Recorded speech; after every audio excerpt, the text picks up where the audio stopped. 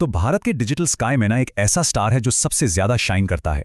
एक नाम जो करोड़ों लोगों के दिलों पर राज कर रहा है, सौरव जोशी। पर सवाल यह है कि उनकी सक्सेस के पीछे का राज क्या है। चलिए आज उनके इस कमाल के सफर को जरा पास से देखते हैं। अच्छा, जरा इस नंबर को देखिए। 3 करोड़ से भी ज्यादा सब्सक्राइबर्स, मतलब इंडिया के कई शहरों की टोटल आबादी से भी ज्यादा। तो सवाल यही उठता है कि आखिर उत्तराखंड का एक बिल्कुल साधारण सा लड़का इस असाधारण मकाम तक पहुंचा कैसे। पर उनकी कहानी की शुरुआत आप जानते हैं, यूट्यूब की इस चमक दमक वाली दुनिया से नहीं हुई थी। नहीं, बिल्कुल नहीं, बल्कि एक बहुत ही शांत और कह सकते हैं क्रिएटिव दुनिया से हुई। तो सौरव जोशी आते हैं उत्तराखंड के हल्द्वानी से। एक बिल्कुल मिडिल क्लास फैमिली। बचपन से ही ना उनका झुकाव आर्ट की तरफ था, कला की तरफ। और यही पैशन, यही जुनून था जिसने उन्हें फाइन आर्ट्स की पढ़ाई करने के लिए आगे बढ़ाया। आज ज्यादातर लोग उन्हें एक व्लॉगर के तौर पर जानते हैं, है ना। पर उनका जो यूट्यूब का सफर था वो असल में कला से शुरू हुआ था। उनका पहला चैनल था सौरव जोशी आर्ट्स, एक ऐसा चैनल जहां वो अपनी जबरदस्त स्केचिंग का टैलेंट दिखाते थे। और फिर आया उनकी जिंदगी का वो एक फैसला, एक ऐसा फैसला जिसने उनकी किस्मत और करियर, मतलब दोनों की ही दिशा हमेशा हमेशा के लिए बदल कर रख दी। देखिए, उन्होंने एक बहुत ही स्मार्ट मूव लिया।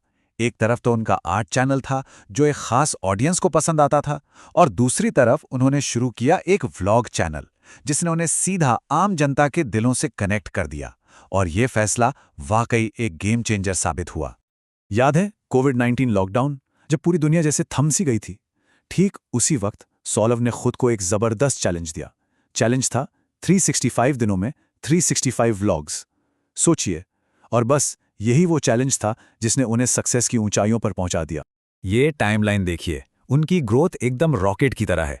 2020 का वो व्लॉग चैलेंज, वो एक लॉन्च पैड बन गया। एक ऐसा लॉन्च पैड जिसने उनके चैनल को सीधा स्टार्स के बीच पहुंचा दिया।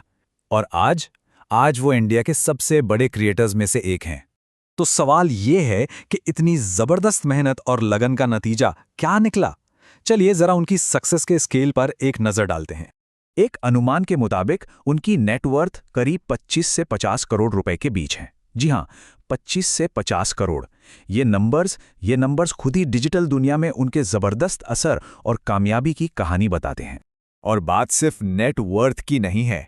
रिपोर्ट्स की माने तो एड्स और ब्रांड डील्स से उनकी जो मंथली इनकम है वो भी लाखों में है। और ये जो सक्सेस है, अब ये उनकी लाइफस्टाइल में भी साफ साफ झलकती है। वही लग्जरी कारें, घूमना फिरना, जो सब उनके व्लॉग्स में दिखाई देता है। ये उनकी एक सिंपल शुरुआत से लेकर आज तक के सफर का एक जीता जागता सबूत है। लेकिन देखिए, पैसा और फेम ही तो सब कुछ नहीं होता, है ना। असली सवाल तो ये है कि भाई उनके कंटेंट में ऐसा क्या है, ऐसा क्या खास है जो करोड़ों लोगों को उनसे इतना जोड़ता है। चलिए उनके इस सक्सेस फॉर्मूले को डिकोड करते हैं। उनका जो सक्सेस फॉर्मूला है ना, वो सुनने में बड़ा सिंपल लगता है। वो क्या करते हैं, अपनी डेली लाइफ, अपनी फैमिली के साथ बिताए प्यारे प्यारे पल, और साथ में अपनी आर्ट और ट्रैवल, इन सबको एक साथ मिला देते हैं। और बस इसी वजह से उनका कंटेंट इतना रियल और अपना सा लगता है। उनके व्लॉग्स का जो दिल है वो है उनकी फैमिली। चाहे वो अपने भाइयों पीयूष और साहिल के साथ मस्ती मजाक हो, या फिर अपने पेट डॉग ओरियो के साथ खेलने के पल। यही जो फैमिली वाला कनेक्शन है ना, वही उनके कंटेंट को एक अलग ही लेवल की सच्चाई और अपनापन देता है। अगर सौरव जोशी की पूरी कहानी से कोई एक चीज सीखने वाली है तो वो है कंसिस्टेंसी, मतलब निरंतरता। हर रोज बिना रुके कंटेंट बनाते रहना। यही जो उनका डेडिकेशन है ना, यही उनकी कामयाबी की सबसे मजबूत बुनियाद है। तो कुल मिलाकर एक आर्ट चैनल से लेकर एक पूरे व्लॉगिंग एम्पायर तक का उनका ये सफर बस एक ही बात साबित करता है कि अगर डेडिकेशन हो और ऑडियंस के साथ एक सच्चा कनेक्शन बनाने की कला आती हो तो सच में कुछ भी हासिल किया जा सकता है। और ये पूरी कहानी हमें एक बहुत बड़े सवाल के साथ छोड़ जाती है। आज की इस तेज तर्रार डिजिटल दुनिया में, जहां ट्रेंड्स तो रातों रात बदलते हैं, क्या कामयाबी का असली मंत्र आज भी वही पुराना है, यानी कड़ी मेहनत और कंसिस्टेंसी?